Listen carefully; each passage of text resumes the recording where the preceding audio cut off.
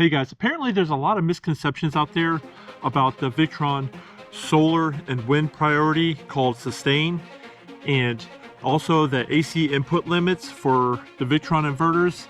Well, I spoke with the professionals and I want to show you what they told me, and we're going to go over the truth. So stick around, check it out.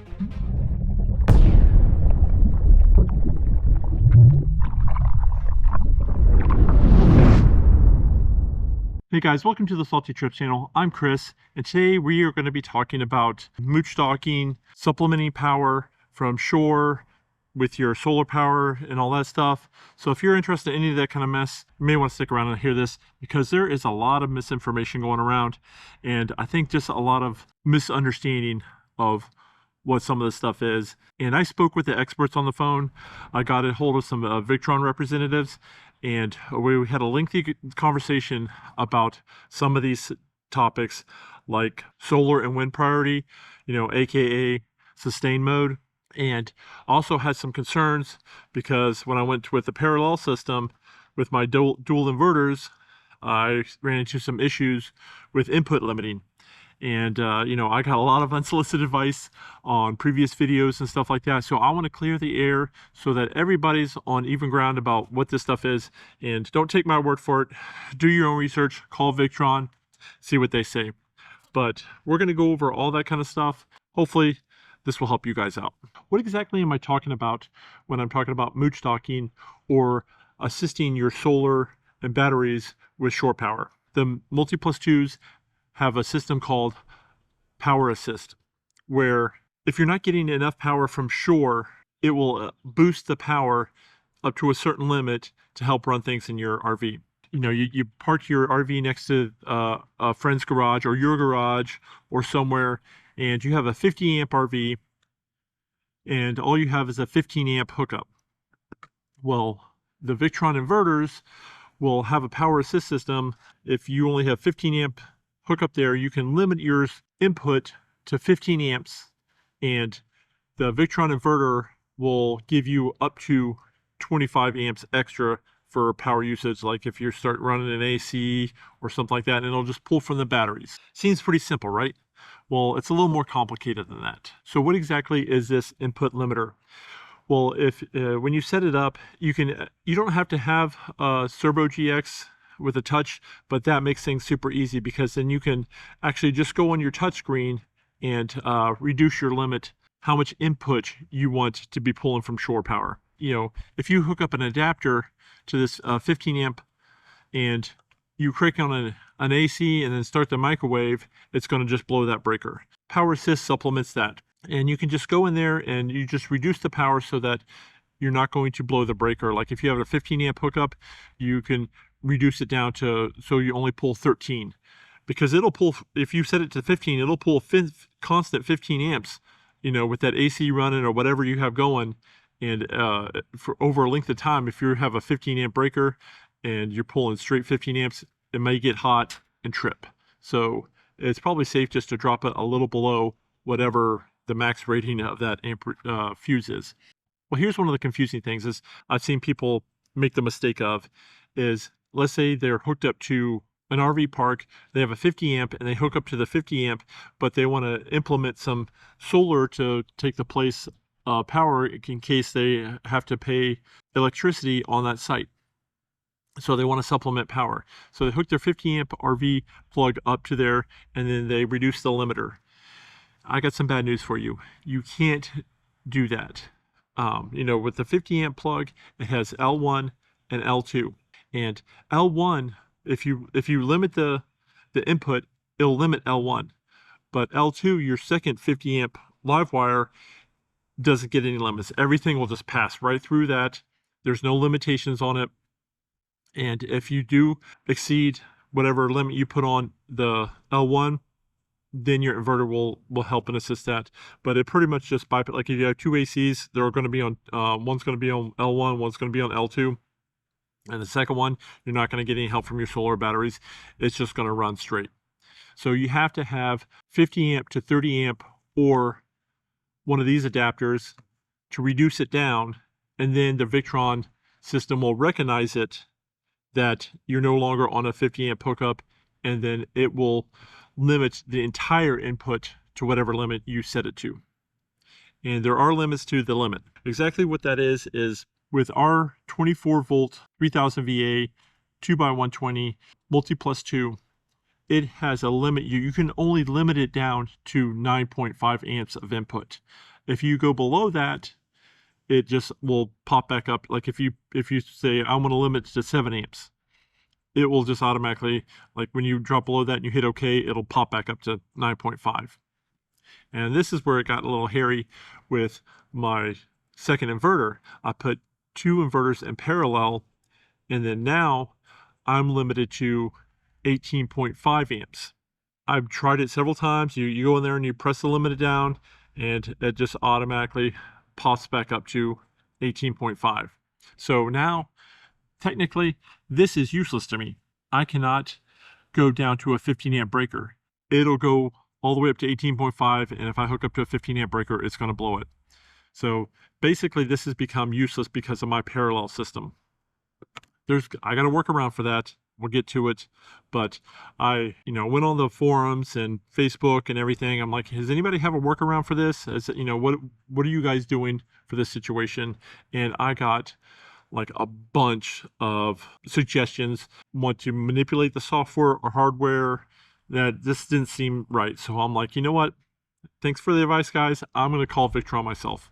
So I get a hold of them, and they basically tell me, yeah, there's really no workaround for that. You're limited to 18.5 as the lowest as you can go. So if I get a generator or something, I have to at least have a generator that will produce more than 18.5 amps, or else it'll just trip that generator all the time and shut it off. All right, guys, so this is going to be my fix for the 15 amp breaker situation, because I can't hook up to it through shore power. What I'm probably going to do is buy one of the Victron Blue Smart chargers, and I'll hook that up directly to my battery distributor system and get like a pass-through hookup that I'll probably mount through the wall of the RV. This one is 24 volt, 16 amps, so about 450 watts. I can put back into my batteries 24/7 if I hook up to somebody's garage, or God forbid our 50 amp breaker just dies, because that's happened to us before, where the breaker just stopped working. And it happened to one of our 30 amp breaker at another spot. So sometimes this electrical systems just don't work well, and at least I'll plug into the 15 amp, my inverter system and solar and stuff, batteries will take over until I can get them to come fix it or whatever. That would be a good supplement, since my system won't allow me to hook to a 15 amp breaker through the shore power. I'll just have to have basically a bypass and go directly to the batteries, and I'll run just off inverters.